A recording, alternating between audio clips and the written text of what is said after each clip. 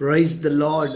నేను యెహోవాను, సర్వశరీరులకు దేవుడను, నాకు అసాధ్యమైంది ఏదైనా ఉండునా.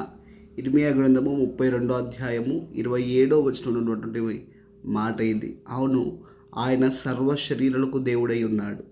కుల, మత, జాతి, వర్ణ విభేదం లేకుండా ఆయన ఒక దేశానికి, ఒక ప్రాంతానికి సంబంధించిన వాడు కాదు, కానీ సర్వలోకానికి ఆయన రక్షకుడు. హల్లెలూయా.